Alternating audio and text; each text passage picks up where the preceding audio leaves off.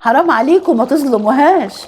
الكوسة بالبشاميل هتغير رأيك عنها. أكلة سهلة وطعمها يجنن. بسم الله. معايا كيلو كوسة نضفتها وقطعتها طرنشات بالشكل اللي قدامكم ده. الطاسة بتاعتي أحط فيها معلقة زبدة، وأول ما الزبدة تسيح أضيف معلقتين زيت. بعد كده أضيف الكوسة بتاعتي تاخد تشويحة حلوة، وأنا عايزاها نص سوا. أبهرها، أحط فلفل أسود وملح بس. انا مش بحب احط بهارات كتير على الكوسه، وانا بحب اضيف الفلفل الاخضر بيحلي اي اكله. كده الكوسه ظبطت معايا، اخدها واحطها في مصفى عشان تنزل اي سوائل فيها.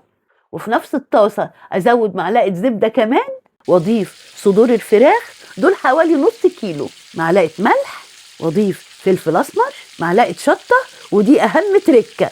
اضيف بصلتين مقطعين، وبعد ما تخش في السوا كده اضيف قرنين فلفل اخضر. وبكده الفراخ استوت معايا. البشاميل معايا كيلو لبن، ضفت عليه 6 معالق دقيق وهو ساقع، وقلبتهم كويس على البارد.